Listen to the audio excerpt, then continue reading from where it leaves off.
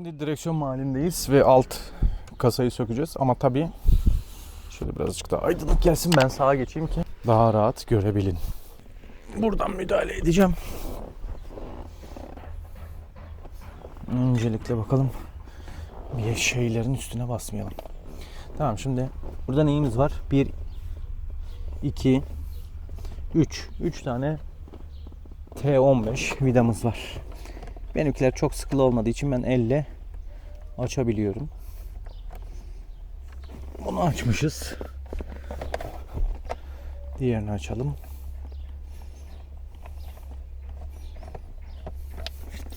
Bir de tam ortada var. Denk getirirsem. Evet. Nereye gitti lan o? Oo, göçe gidiyordu. Anahtarı sökelim. Üst kapağı alalım. Yine klasik sökülen parçaların tarihlerine ve markalarına bakmaya devam ediyorum. 2000 yılının kaç? 2, 3, 4, 5, 6, 7. 7. ayında üretilmiş. Eurostyle diye bir parça üreticisi tarafından yapılmış. Şimdi aşağıyı biraz indirip öne doğru çekiyoruz. Sonra radyonun kumanda koluna dikkat edin. Onun kablosu hala takılı olanlar için söylüyorum. Benimki hala takılı burada. Orada başıboş duruyor. Yani istesem sökerim ama orada boş delik kaldığı için hiç gerek yok. Ne yapıyoruz? Siz oradan görebiliyor musunuz? Şöyle bir soketimiz var. Daha önceki Senmax alarm bağlama işleminden dolayı biraz yamalı. Başka neyimiz var? Şimdi bize kontağın arkasına giden bir gri kutumuz var. Tamam mı? Onu almamız lazım. Şu ana damarın girdiği. Burada da çok işlem var. Bu ne? White band'ı mı buradan almıştık biz ya? Evet, white band'ın kabloları. Kırmızısı, siyahı da şasiye gidiyor. Nerede lan bunun şasisi? Şasisini direksiyon milinden almışız. Şimdi bu arkadaşı almamız lazım. İlk önce şunu sökeceğiz. Immo'nun parçası. Ardından arkasını alacağız. Ama bunu tırnaklarından mı ayırmam gerekiyordu? İlk önce soketini sökerek başlayalım biz bu işe. Tamam mı? Yanında minnoş tırnakçıkları var.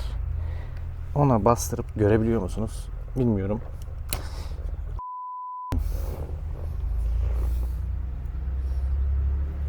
Elimde kaldı. İşte bu yüzden biraz dikkatli olmak lazım. Lan tam çıkartmışız. İnce uçlu bir şey lazım bize. Şunlardan faydalanabiliriz. Mesela pin sökme. Şöyle bir tertibatımız var. Kabloların, pinlerin uçlarını sökmek için. Böyle bir set almıştım zamanında. Çünkü böyle minik ufak tefek tırnakları sökerken bayağı faydalı oluyor. Hem soketleri parçalamamış oluyoruz, hem de temiz iş oluyor. Nerede tek pinler? Şöyle minik minik pinlere veya sokete göre tarzları var. Biz şunu... Evet, burası içine girdi. Neyse, tırsıyorum şimdi immoyu bozup da sonra bir de immo ile uğraşmayalım. Biz burayı komple alalım. Bizim plastik arkadaşlardan yardım alalım. Yoksa tatsız sonuçlar olacak. Lan hadi be şerefsiz. Tamam, bu kadarmış ya. Zort diye geldi zaten. Bu kadar panik yapmaya gerek yokmuş. Şimdi bunun da yanlış tırnaklarına bastırıyormuşuz ya. Bakalım, buraya bastırınca. Evet, soketimiz geldi. Elimizde kalan parça nerede? Burada. Tamam, bu kırılmamış. Geçmeli bir şeymiş zaten. İyi bari. AMP diye bir şey. Soketin adı mı, markanın adı mı bilmiyorum. Şurada AMP. Bu da Siemens'in immosu. Etrafı bakır sarılı. Herhalde anten görev gören yeri. Neyse. Ellemeyelim de başımıza bir iş gelmesin. Şimdi nerede kalmış idik? Kontağı sökmeye çalışıyorduk değil mi? Kontak üstünde sola çevirme gibi bir şey yok. Düz tornavida yardımıyla 2 tane dili var bu arkadaşın. Allah Allah. Zort diye gelmesi lazım. Bastırırken kontağı çeviriyoruz. İlk kademe, yani diş, içerideki tırnaklar içeri giriyor. Biraz zor geliyor. Şimdi ikinciye mi takıldık? Hata bende. Soketleri sökmedim. Şimdi şu soketi bir alalım. Başka neyimiz var? Bir de bu mavi kırmızı soket var. Bunu alalım. Tamam. Oğlum niye dolandın lan sen? Yürü git. Heh. Tamam. Şimdi lan hep tatak. Sonracığıma şuraya da nal gibi yan keskimiz yok. Evet, şimdi kilidimizin yavaş yavaş öne çekerken kablosu nereden geliyor? Arkadan çıkması gerekiyor. Bu biraz işi kastıracak. Kabloyu arkaya doğru itip kontağı öne doğru çekmek gerekiyor. Evet. Bu arada white bant'ın kablosu da engel oluyor. Oraları çok dağıtmak istemiyorum. Çünkü benim sadece şurada ufak bir operasyonum var. Koparmadan white band kablosunu. Şimdi bizim şuradaki gri arkadaşı görebiliyorsunuz değil mi? Burası metal. Burası gri. Buradaki arkadaşta bir ufak sorunumuz var.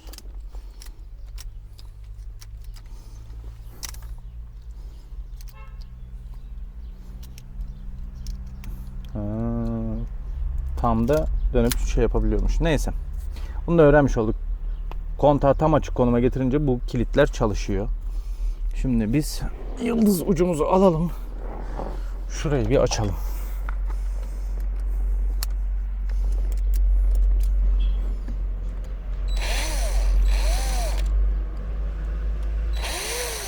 Kilidi dağıtıyoruz. Umarım başımıza bir iş gelmez.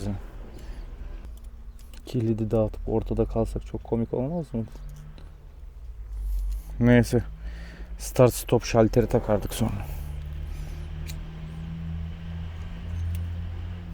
Evet. Çok şeylere girmeyelim. Bunu da çok ayrı bırakmayalım. Şöyle dursun. Şöyle bir sistem. Anahtarı soktuğumuzda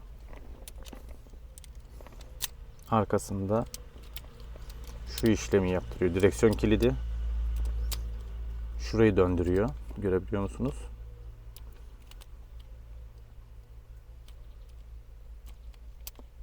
Bu da şuradaki arkadaşı döndürüyor. Bu arkadaşın dönmesi demek bize ceyranı, elektriği açıyor olması demek. Bunu kırmadan, üzmeden sökmek lazım.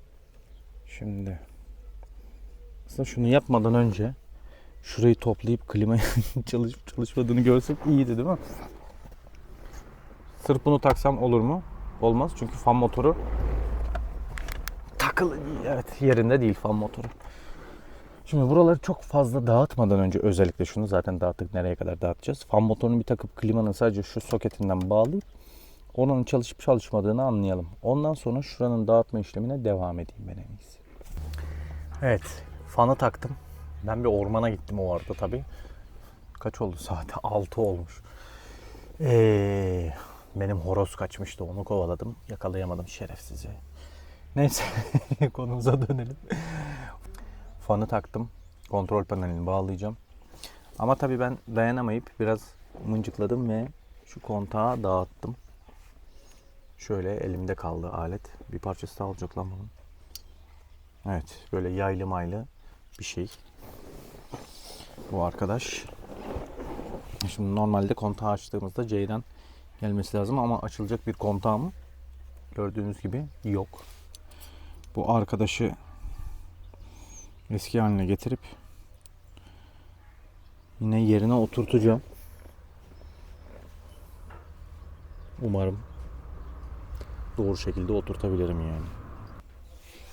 Yani alıp evde bilgisayar başında yapsaydım, yani işte masa başında yapsaydım daha kolay, temiz bir iş olurdu. Ben sadece dış kapağını açayım derken komple dağıldı. Dün şu kontağı toplamakta bayağı zorlandım. Ama sonunda topladım. Şimdi bahsettiğim gibi videonun başında bir arkadaşım, takipçim videodan görüp bana sorduğunda çözdün mü, çözemediğimi söylediğimde o da buraları mıncıklamaya başlamış ve şu kablo demetinden dolayı fana kontrol edebildiğini söyledi. Şimdi ben de kontağı bağladım. Fan 0 pozisyonunda kapalı. Ama yine tam güçte çalışıyor. Hiçbir şekilde gördüğünüz gibi bana izin vermiyor. Tabii klima çalışıyor. Klima kompresör sesi geliyor. Burası da çalışıyor. Ses değişti. Klimayı da açtı otomodda. Ama oraya müdahale etmiyor. Şuna bakacaktık. Buradaki kablo demetinde böyle bir şey yok. Bu demet nereye gidiyorsa şimdi onu takip edeceğiz. Nerelere ulaşıyoruz diye daha fazla sökme girişiminde bulunacağım. CD changer'ın kablosu söküp alsak mı oradan acaba ya? Hiçbir haltıma yaramıyor. Şu mesela. Göster. Bu CD changer'ın soketi arkaya gidiyor. Daha önce gösterdiğim gibi bir de şu var sarı. Buradaki ses ayar şeyi. Bunu orijinal teybe RD2 miydi? RD3 müydü bizim orijinal teybe? Buna grup halde takıyorsunuz. Hem ses ayarı yapabiliyorsunuz. Bu arada yanlış bilmiyorsam şunun için bir dönüştürücü oluyormuş. Sony Pioneer gibi teyplere de buradan ses açma kapama, müzik değiştirme ayarı verilebiliyormuş. Şuradaki kaosu bir geçelim. Bu da Sony'nin şuradaki mikrofonun kablosu. Şunun kalabalığı da bir geçsin şuradan. Şimdi rölelere bakacaktık değil mi? Şimdi bir de rölelere bakalım. Yeşil röle arızası demiş birkaç kişi forumlarda. Şu an çat çat niye yapmıyor? Klima şu an çalışmıyor. Ama fan çalışıyor.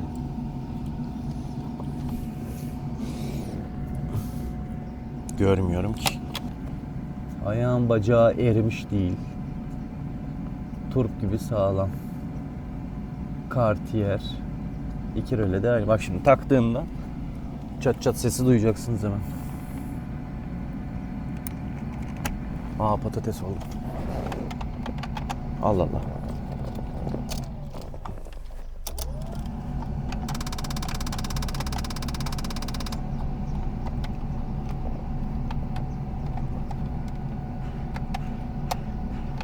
Allah Allah. Niye şimdi böyle bir götlük yaptı?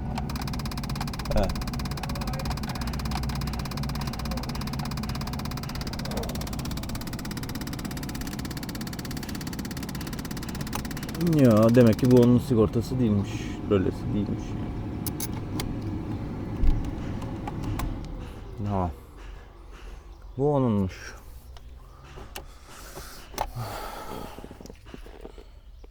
İkisi de aynı röle. O ne? Bu da aynı röle. Değil mi? Evet, 3 tane aynı röleden var.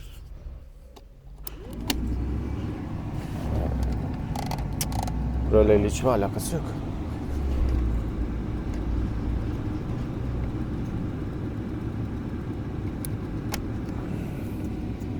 Burada bir tane boş yer var. O niye boş? O arkadaş da arkaya gidiyor. Bunu da buradan alalım. Burada kalabalığın alemi yok.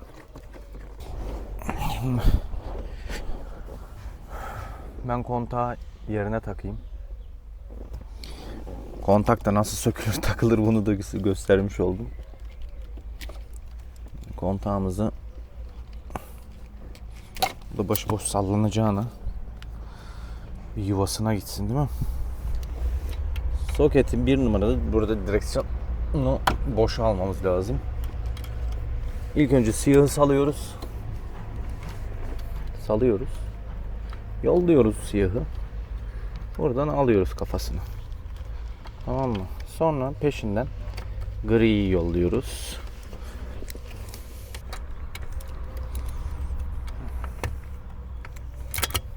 Lan yürü git.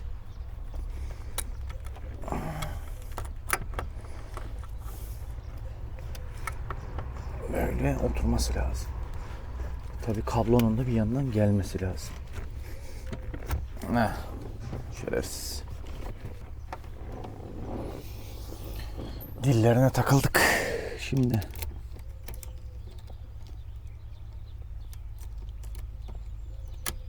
ilk ödeme miydi? Bir saçmalık var burada.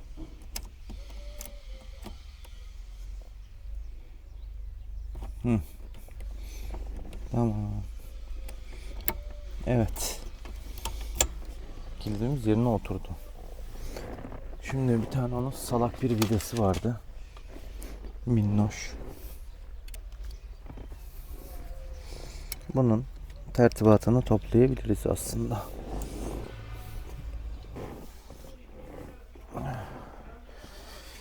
İmmo immo immo immo benim güzel immom. İmmo.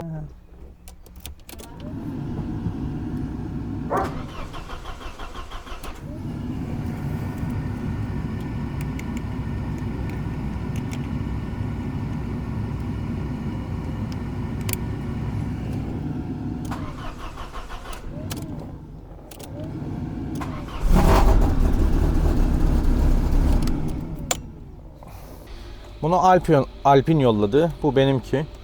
Şimdi bir daha bunu denemek istiyorum. Şu an kontağımız kapalı. Yine bir halta yaramadı.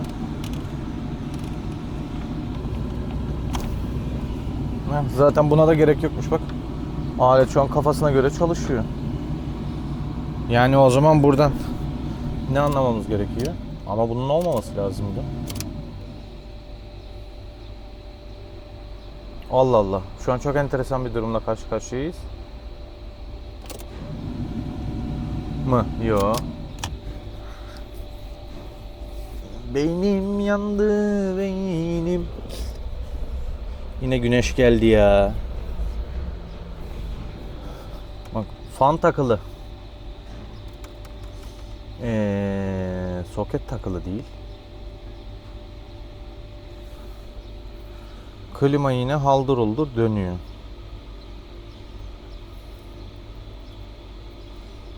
Yani o zaman baktığımızda aslında soketi taktığımızda devreyi tamamlayamıyor diyebiliyor muyuz? Kontrol paneli. Bu kahverengi nereye gidiyor acaba? Bir de kahverengi, gerçi sırf kahverengi mi bilmiyorum da. O kahverengi burada.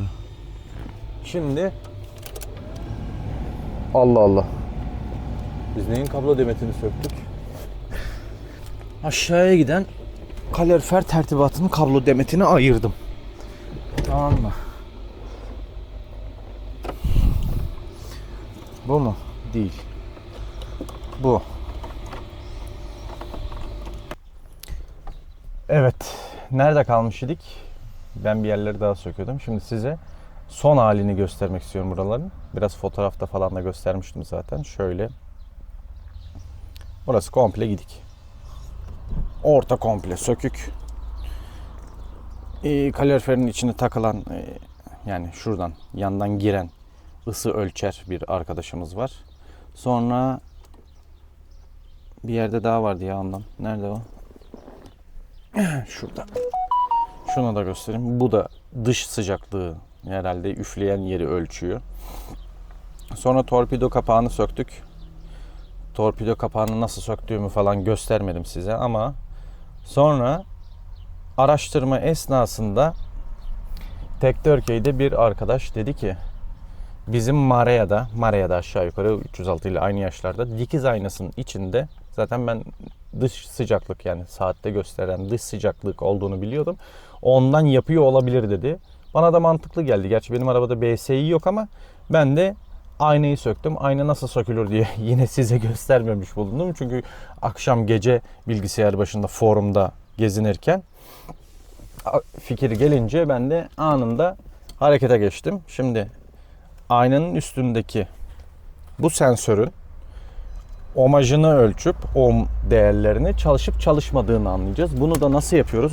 Bu arada bu detayı da size göstermiş olacağım. Şurada ohmajın kendi logosu var. Buraya getireceğiz arkadaşımızı. Size çevireyim şöyle.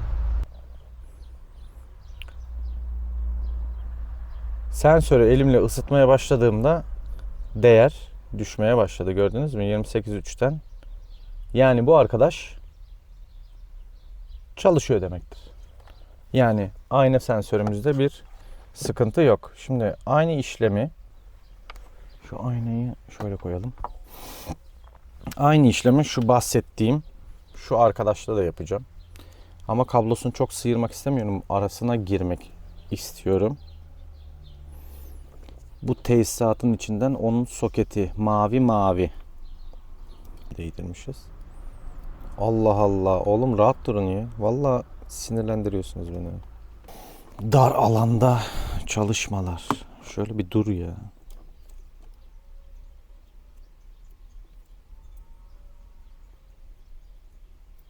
Tamam mı? Buna güzel oturttuk.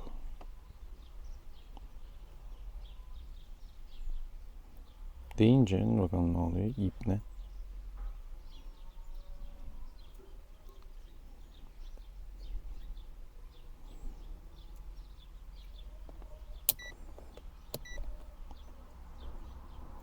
Neyse ben sinirlendim. Zaten hava da ısındı.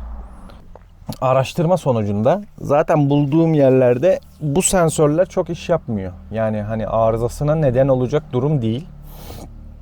Bu videoda da hani hem birkaç test yaptık. Nasıl söktük, nasıl el frenini ayarladık gibi detaylar olacak. Ben bu videoyu bugün burada bitiriyorum ki en azından bir parçası çıksın da yayına girsin. Sökmeye devam ediyorum. Arızayı arıyorum veya arızayı buldum gibi ikinci parçada yine sizlerle olacağım. Şurada bir üflengecimiz daha var. Belki şurayı bilirsiniz. 306 şöyle göstereyim sahipleri. Şurada bir ufak fan var. Yine klima sistemi ile alakalı bir durum. Hem onu kontrol edeceğiz. Şimdi orayı açarsam korkuyorum kırılacak diye. 2 tane pini var çok narin. Bir de onun röle sistemine bakacağız. Onun siyah rölesi yanlış hatırlamıyorsam şunun içinde bir yerde. Onu kontrol edeceğim. Bu aşağıda kalan, şurada kalan rölelerle alakalı bir durumumuz yok. Tepeye baktıktan sonra umarım sorunu çözeceğim. Bir arkadaş da yazmış ki XR VTS XR'sı olan birisi fan motorunu değiştirip sorundan kurtulduğunu belirtmiş. Yani fan motorunun yani DC motor bildiğimiz düz kömürlü motor. Nesi ne etkileyecek bilmiyorum ama bir tane de motor alacağım şimdi. Onu deneyeceğim. Sonra buralarda toparlamacaya geçeceğiz. Yani bu videom bu kadar. Umarım beğenmişsinizdir. Yine bir sonuçsuz video ama en azından birkaç sonucu olan bilgi vermiş oldum bu videoda. Son dipnot olarak da şu direksiyonla alakalı bir bilgi vereyim. Şuradaki direksiyon ayar milini görüyorsunuz. Bu son dip noktası. Şunu elime alayım da öyle göstereyim. Mesela.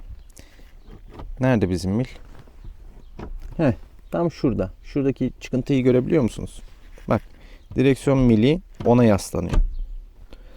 Aynı şekilde bu tarafta da olacak o. Çift tarafta var o mil şeyi.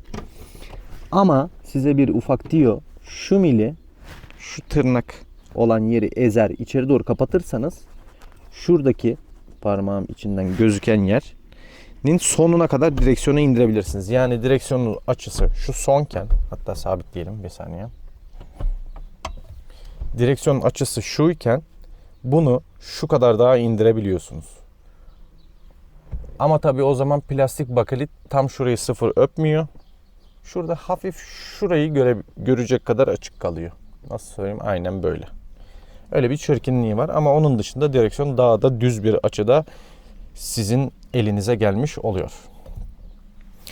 Evet, bu videomda bu kadar. Umarım beğenir, paylaşır, abone olur ve kitlelere yayarsınız. Kendinize çok iyi bakın arkadaşlar. Şimdiden herkese iyi bayramlar diliyorum. Sonraki videoda görüşmek üzere. Kendinize çok iyi bakın. Esenlikle kalın.